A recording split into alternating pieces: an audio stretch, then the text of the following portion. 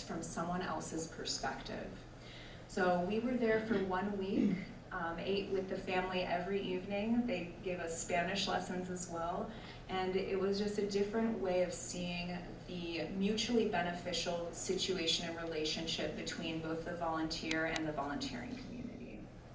And I think that this response from Hannah, it really was the first time that someone could really give us a definition of what it meant to volunteer. And it really stuck with us because it was very real. It wasn't romanticized, it wasn't what we had in our head. It was very real, of exchanging cultures and connecting with people in a very simple way. And I think that that's when we realize how simple giving is. And I think that really changed our future there. So that was in Ecuador. Okay, now we're going to take you over to Peru. And this is probably one of our favorite stories. We've had some people in the audience be a part of this story too, and it's actually still going. So in Peru, we have started a company. It's called Cusco Gourds. Okay, but it did not start as a company. It started just as meeting somebody on the street. So what we're going to do is we are going to take you into that, but first we're going to take you into how we started just doing small connecting volunteer work. And what I'd like to talk about that I think really moved me was on this day when we were on a tour. Actually, I believe that this is with Tony and Perrin, and we encountered a little kid who had cut his finger. And I've seen this many times from Rebecca. Rebecca is the first person to stand up and go help someone. And it doesn't matter what it is, if someone just needs medical advice, they have a little cut, they break their leg, like, this is the first responder right here. You know, and I look the other way because I'd pass out probably.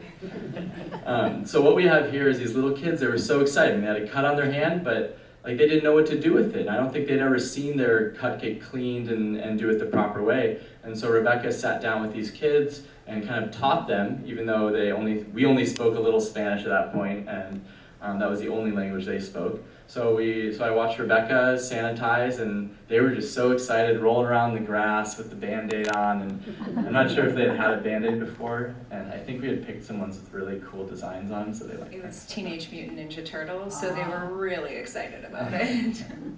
So this was early on in Cusco, and then what happened is we were wandering around Cusco, and I had been in Cusco maybe 8 years ago. I'd done a study abroad in college, and when I was there, I had explored quite a bit. I was there for 2 months, and when we hit the main Plaza de Armas, my mind started coming back, and I was like, wait a minute, I remember that road. And so we went kind of on, I just said, trust me, and everyone followed me down these streets, and we ended up in this place called San Blas, which is an artisan market in Cusco, and that's when we ran across some pretty incredible handicrafts. And this wasn't the normal handicrafts that you would see. This is kind of some of the top-notch handicrafts from Peru. And so we ran into this guy named Jorge. Let's see if I have a good picture here. Here's the kids, how excited they were. So this was Jorge, and when you see this man, this was on the first day that we met him right here. And we meet Jorge, who is literally taking this little pick. Do you see that thing in his hand? It almost looks like a dental pick. Okay, and that dental pick, he was carving these really, really intricate carvings into these gourds or dried squashes. And we look at him, we're like, what is this? This is incredible. What are you carving in there? And he starts explaining the Peruvian scenes and them cultivating the fields and Pachamama and what all the different meanings of these gourds are. And so from there, we ended up buying a few and talking with him more, and I just decided to pose him a question. I said, if there would be one thing that would improve your business, what would it be? And he paused for a second, and he goes, I want a website. And Rebecca and I look at each other because that happens to be something I've recently been dabbling in. And we said, what happens if you could have one? He goes, they're too expensive, I can't afford that. And so I said, what happens if you could do it for free? And he kind of looked at me, he's like this isn't real, right? And that's a proper response to that. You shouldn't have your guard down, right? And so we started chatting with him a little bit more, and I said, you know what? I'm going to set this up in a way so that you have zero risk. You're gonna come in here, we can chat more, we can talk about it, we can do some basic designs, see if it's in the card, see if this would work. If you don't like it at all, we can walk away and we'll buy some more gourds from you and we'll shake hands and everything will be good. And slowly things started to open up, and Ava, his wife, was definitely more cautious is a good word for it. You know, Jorge was like, yeah, you can make me a website, but Ava was like, wait, who are these random people? Like, they're not really gonna help us, what do they want?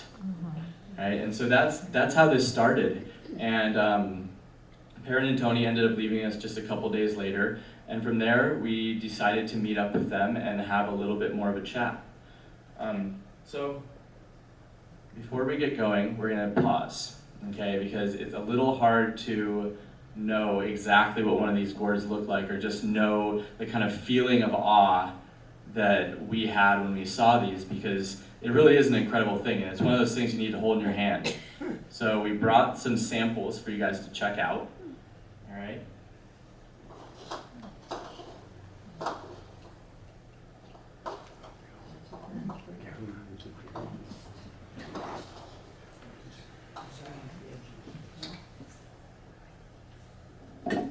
So this is a special one. This is for my grandma, or we call her Nana.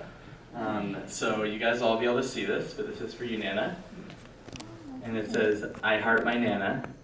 And everything that you guys will see on here is carved with this little intricate pick. So everything is done by hand. And that's exactly what he's doing right there. And so Nana, that's for you.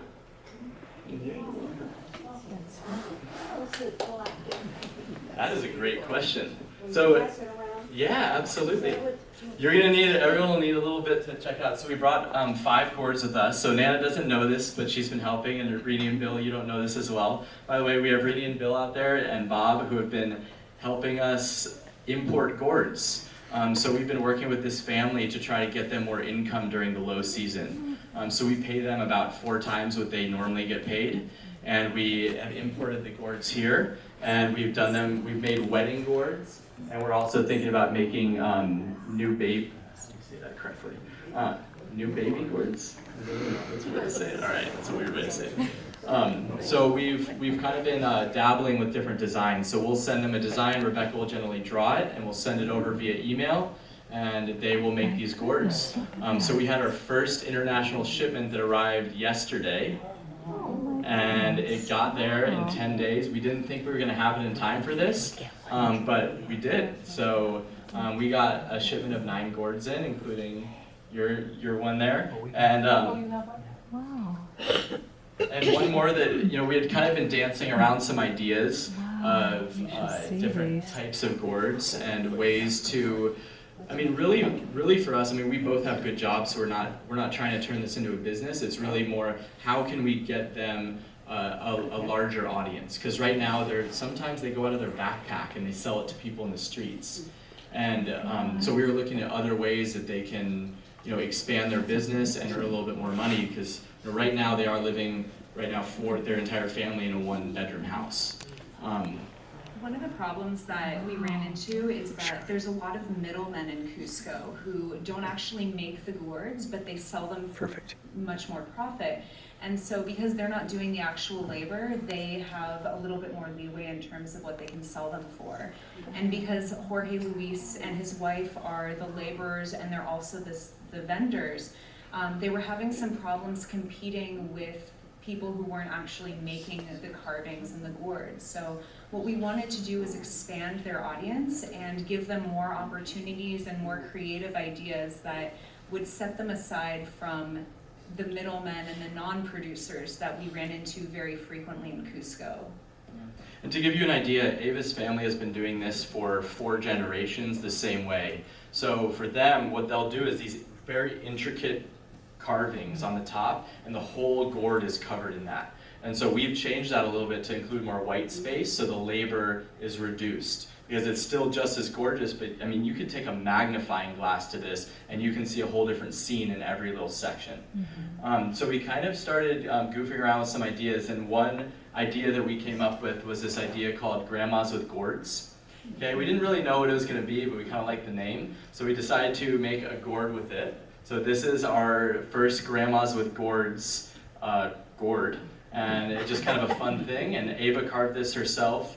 So she's been doing this her family's been doing it for 4 generations. So I said I want something very intricate. So this is a very good one to check out the intricate Peruvian carvings because it's quite incredible. So I'm going to hand this one around as well.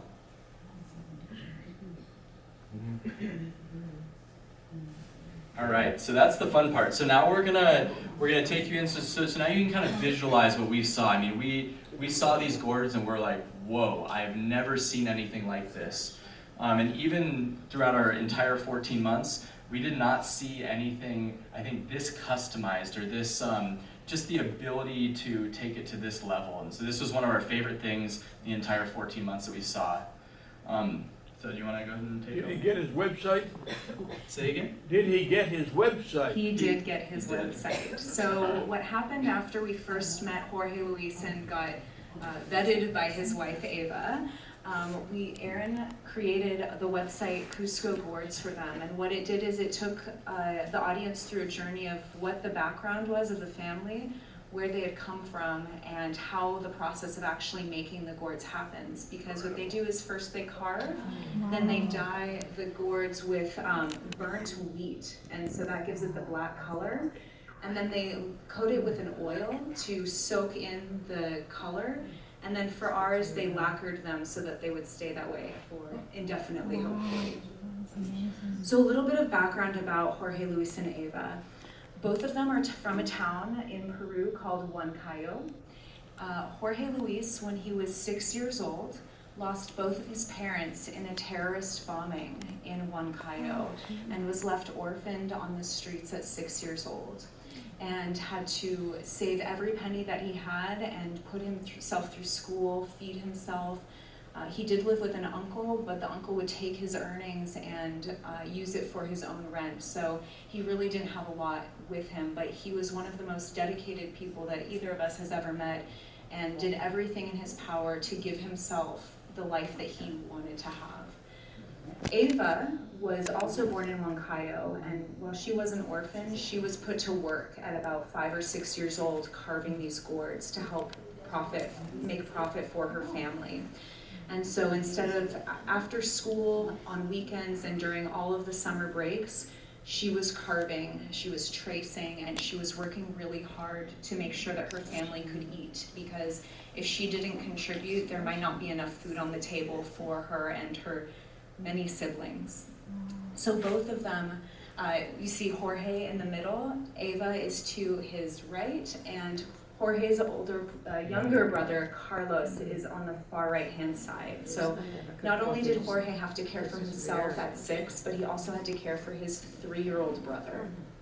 So their story and how they've overcome the immense amount of challenges that life has thrown their way is very remarkable, and we were really inspired to work with them. So the website was a way for us to share their incredible story and to really give the audience a perspective into what they do on a daily basis. Yeah, and so how this started is we went to their house. They eventually invited us to their house so that we could take pictures of their process. So I'll show you that in just a second. But we came in and we sat down with them to understand their history, and we sat down and he goes, I've never in my life been asked about my past or my history. So it was very emotional for him. There was definitely some tears, and we sat and listened the entire time. And I think that was very humbling for them, and they had a great time. And I think after that day, things started to open up, and they really realized that we were there for the right reasons, and we weren't there to take advantage, and we were giving them zero risk, and I think a high reward. So what ended up coming out of it, I'll give you a little bit of a preview of the website. So this took, can you guys hear me still? Hello? Thank you. All right. So this is the Cusco Gourds website. Rebecca designed the logo up here at the top. This is actually, if you see some of the gourds, this is a photo of the top of the gourd, and we just turned it into an image. And so this is kind of this is how the main page of the website looks. It's purely informational at this point. It's not a sales type website yet. But what I wanted to show you guys was that this is the process. Okay, so generally what they do is they select the gourds. They'll start off by having hundreds of gourds in these big burlap sacks. And this is their son. He's 5 now, right? Yeah. Luis Fabiano. And so they'll select the gourd, and then from there they'll carve. And as you saw, it was almost like that dental pick, just a very fine tip metal carving tool. And it will turn out like this. You notice that there's no black etchings around, so it's just raw etchings. And so they know exactly how the color is going to be applied, so that the way they carve it, it will stick to the gourd a little bit differently and give you a different look. And so from there, they do the design and carve. Sometimes they'll draw things out. So I think for them, like as you'll see, the open space drawings like that are very new to them. They're used to kind of having these never-ending scenes going around. So that's how they've been carving for 4 generations. So seeing some of these custom-made type ones, this is very, very new to them. This is within the last 6 months that they've ever done this. So I think as time goes on, because they're incredible artists, but you cannot make one mistake on this. I mean, if you carve it incorrectly, you don't get it back. So that's what I think is just so incredible about these gourds, is that you get one chance. All right, so this is the design and carve. Then they use these things called pajas. We would call them broom bristles. Okay, so if you see like the older style like broom bristles, they burn those. Okay, it almost looks like wheat, but it's, yeah. And so the broom bristles, they burn it, and it turns into an ash, and they'll apply a little bit of olive oil, and they'll take the olive oil and ash, and they'll put it all around, and it will stick to the outsides of the etchings, and it never goes away. So that's what we were doing here, and this is all shot from the roof of their house. So we set up kind of a makeshift little studio. We got a white sheet to diffuse the sun, and it was pretty funny. I'm not even sure they'd ever used a camera before. So this is when they apply the accent and coloring, and as you can see, there's generally 2 styles that they do. The first one is going to be the pajas, or the broom bristles that we talked about. That's to get the black coloring. Then to get the white, they just use a white paint, and that's something that they would use more recently when paint came out. And so you'll get ones with white etchings. I've even seen other people use different colored paints to get kind of some more unnatural looking colors. But that's what they're doing here. And then they wash it off. And even when they wash it and rub it really hard, that color will stick to those etchings. And a gourd like this, it has the perfect water content, so it never decays. I mean, this thing could last 100 years. And they're also very durable. I mean, you see Luis Fabiano, he'll throw them around, and there's absolutely no damage to them. So, Did you have a question? Yes, how long does it take them to do one? I mean, how many do they produce to really have sales? That's a great question. So for it's generally based on size. So if you think about a gourd, it's all about surface area.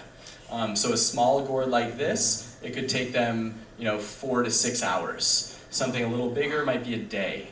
Okay, something like this big might be 2 days, 3 days. The ones that you're seeing right there was initially between 4 to a week. So if you look at the Grandmas with Gourds one, that is probably a week's worth of work, or at least as they were doing it before, all covered in those native scenes. But what we're trying to do is use more white space, so it reduces the amount of time. What would they sell this for? So that one right there, that one's a little bit bigger. The Grandmas with Gourd one, that's probably an $80 gourd. The other ones you'll see are probably more like around $60. So that's generally their pricing. And so for them, we're looking at creative ways to earn them a little bit more money, because the problem is how long it takes is their manual labor. And that's the biggest hurdle. So my message to them for these gourds is saying, I know that you generally spend 50 hours on this gourd, but I want you to try to do it in 20. And that's a big cut, but we also cut off a big section of it by having white space. And so by simplifying the designs and trying to convince them that there are other ways to do something that they've been doing the same way for 4 generations, it's been a learning experience. Another thing to keep in mind is that, so like we said, they're not only the creators, but they're also the vendors. And on a gourd like this, previously, they get paid about 70 cents an hour for making these gourds. they have to pay for the gourds themselves, for all of their supplies, and then the reason they have to sell it at sometimes a higher margin is because they have to make up for the cost, because they're not the middle person. They're risking all of their own money to put into these. So one of the things that we're trying to do with creating more white space, simpler designs, and those kind of things is that we want to make sure that their hourly pay is something that can actually provide them with some sort of income. 70 cents an hour per person trying to support a family of 4 is extremely challenging, and Cusco, believe it or not, is one of the most expensive places to live because it's such a renowned tourist destination. So their house rent is over $1,500. It's $1,800 for them to rent a 1-bedroom house with one living room and a kitchen and a bathroom outside. So to make between the two of them $1.40 an hour, they've got to work really hard to be able to provide for their family. So what we're trying to do is increase their profit margins so that they don't have to worry as much about putting food on the table for their children. So for these gourds, we paid them $2.50 an hour, which even to our standards in the United States is very low, but to them, they were incredibly appreciative of that. We also sent them some birthday gifts as well. Ava used hers to go to the dentist because that's not a luxury that they have. And then Diana, who is our goddaughter, we will get into that in just a second here, but she got some new, wow, the time flew by, guys. We haven't even started. I know, 14 months pushed into 1 hour is very, very quick. So we want to get you guys quickly just into the end of this little Cusco gourd story. So we'll just take a couple minutes here and then wrap up. Is everyone okay with staying 5 minutes over? Oh, yeah. Okay. And if you would like to talk more, we'd be happy to share some more stories. But so I'm going to let Rebecca go into this, but we created this relationship with them over about a month. It took only 2 or 3 days to actually make the website, but then we started doing some business development. We printed them some signs. We tried to find ways that they could bring in more business. And through that, I think a lot of trust built up. We would go have lunches and dinners with them. And this relationship started just from meeting them on the street. And so from there, I'm gonna let Rebecca take over. So halfway between our time in Peru, we went on a large trek. It was a 4-day trek through the Andes Mountains called Salcantay, which ends in Machu Picchu. We went with 15 other travelers, and we became very close friends with them. At the end of the trip, we decided to go out for dinner and have a celebratory final meal together as this group. And Jorge Luis and his daughter Diana came and met us at dinner. And they pulled me aside, and Jorge Luis asked me, "Rebecca, I would like to know if you would like to be my daughter's godmother." And it was one of the most unexpected questions that I've ever had asked to me before. And I was very flattered and very surprised, and I wanted some time to think it over because I knew that being a godmother is not just an easy task and something you put on a resume like, oh, I'm a godmother, it's no big deal. It's something that you have to really commit to and be a really good role model and influence for not only the child in that moment, but for the rest of their lives. And also, it would link us to that family permanently. And so Aaron and I took a few days and we thought about the question, and we met back with Jorge Luis and Ava in their shop in Cusco, and we told them that we would like to take on that job, that role of being role models and guiding people for Diana and for their son Luis Fabiano eventually in life, mostly for Diana right now. What they told us was, for me, they loved the fact that they were able to see a strong, independent, professional woman who was able to do things out of her comfort zone, travel with her boyfriend, help people along the way, and they wanted that kind of role model for their daughter, someone who had finished high school and someone who had gone to college, which was something that Jorge Luis and Ava were not able to accomplish in their lifetime. And we were both very flattered that we were asked to be godparents to Diana. So a few weeks later, we, after being vetted by a Catholic church and then a Protestant community, we found a pastor who had agreed to take us on and led a beautiful ceremony for us and the family and their religious community in Cusco, where we were introduced as Diana's godparents. And that was a really special moment for us in making the bond between our family and theirs permanent. So these are some pictures. This is from the ceremony. Oh, I did it again. This is from the ceremony right here, and then we did a little bit of a party at the house. And this is with Diana. She was so excited. We actually went out the day before and took the whole family out so that she could get a dress for this, so she could feel comfortable. Because most of her clothes are generally 10 years old or hand-me-downs, and she has just kind of run around basketball shoes that she wears. So she was really excited about that. And so this was a very, in a nutshell, experience of about 2 months is what we spent in Cusco alone.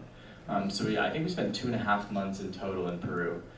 So it was quite an incredible experience, and one that is still going. You know, our Spanish has been improving so much because we speak with them quite often.